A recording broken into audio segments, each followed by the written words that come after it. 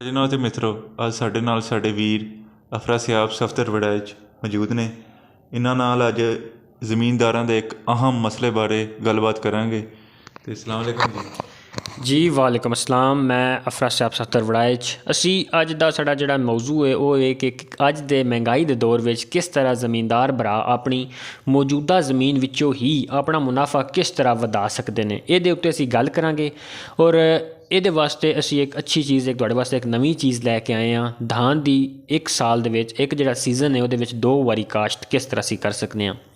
हुण आम जमींदार भाई जिन्हां के गल तरदी सुनी है कि धान की फसल 2 वारी काश्त हो सकती है, वो ये समझते हैं कि सुपर बासमती या कोई भी वैरायटी जिहड़ी हो के काश्तकारां ने उन्होंने ही वो साल में 2 वारी ला सकते हैं। नहीं जमींदार भरावो, इस तरह नहीं।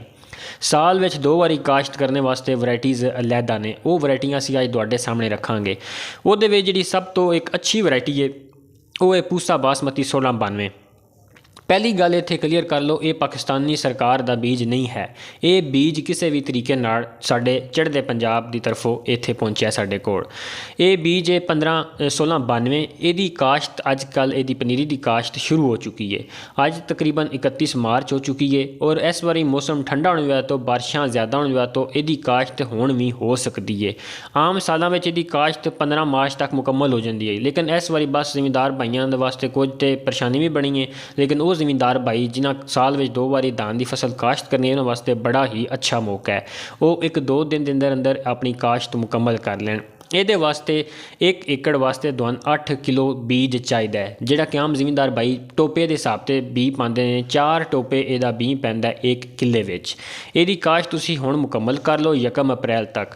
25 दिन की तैयारशुदा पनीरी तुसीं अगे अपने फील्ड विच लैके जानी है। कोशिश करो 25 दिन की होवे, 26-27 दिन की हो जाए, 30 दिन तो वध ना होवे। अगर तुहाडी पनीरी जिहड़ी है उहदी उम्र 30 दिन तो वध होवेगी, उहदा नुकसान नहीं होवेगा, झाड़ बहुत घट बनेगा। और जिहड़ी ये साल में 2 बार इसी काश्त लेने आई दी पैदावार का सारा मुनहसर झाड़ दे उत्ते। अगर झाड़ घट होगा पैदावार बहुत घट जाएगी। हालांकि जी ये वैरायटी है यदा असल सीजन स्टार्ट होता है 15 जुलाई तो बाद, लेकिन ये इस सीजन में काश्त करने वास्ते भी बड़ी बेहतरीन वैरायटी है। तुसीं इहदी काश्त मुकम्मल कर लेनी है 1 अप्रैल तक पनीरी की काश्त, और उस तो बाद 25 दिन की फसल 25 अप्रैल तो बाद तुसीं इन्हां अपने फील्ड में लै जाना है।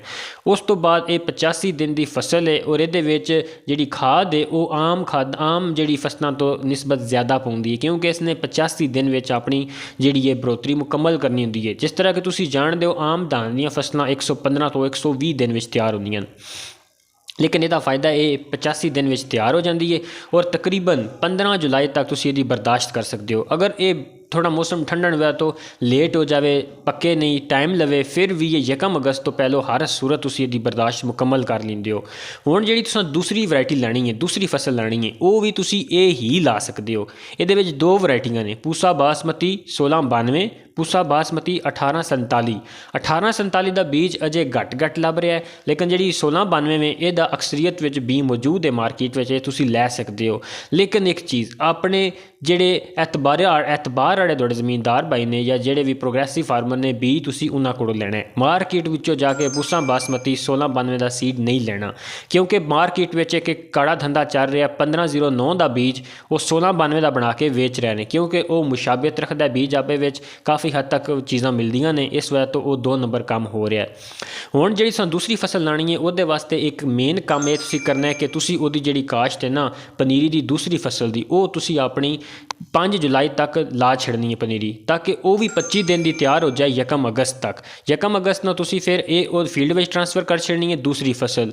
ये तुहाडी 1 अगस्त तक बर्दाश्त हो चुकी होवेगी। जिहड़ी पूसा बासमती 1692 1 अगस्त को काश्त होवेगी, ओहदी बर्दाश्त इंशाअल्लाह 1 नवंबर या 25 अक्तूबर तक तुसीं उहदी बर्दाश्त भी मुकम्मल कर लवोगे। 2 फसलां लाने के बावजूद भी जमींदार भाइयों को गंदम की काश्त अपनी पूरे वक्त उत्ते काश्त करने का मौका मिलेगा। बाकी इंशाअल्लाह असीं अपने फील्ड में भी ये वैरायटी ला रहे हैं और असीं बाकी मालूमात नाल तुहानूं तक पहुँचावांगे। और जमींदार भाइयों का कोई भी सवाल हो तो वह कमेंट बॉक्स में पूछ सकते हैं। बाकी हुण असीं बासिल भाई को पूछांगे, अगर मजीद कोई सवाल पूछना चाहते हैं तो पूछ सकते हैं। बड़ी मेहरबानी वड़ाई साहब, ये तुसी इंतहाई अहम मालूमात दी है कि असी साल विच 2 फसलां धान दियां ਕਿਸ ਤਰ੍ਹਾਂ ਲੈ ਸਕਦੇ ਹਾਂ। ਜੀ ਬਸ ਬਾਈ ਬਿਲਕੁਲ ਇਹਦੇ ਵਿੱਚ ਕੋਈ ਐਸੀ ਗੱਲ ਨਹੀਂ ਹੈ। ਅਸੀਂ ਆਪਣੇ ਜ਼ਮੀਂਦਾਰ ਭਾਈਆਂ ਵਾਸਤੇ 24/7 ਮੌਜੂਦ ਹਾਂ।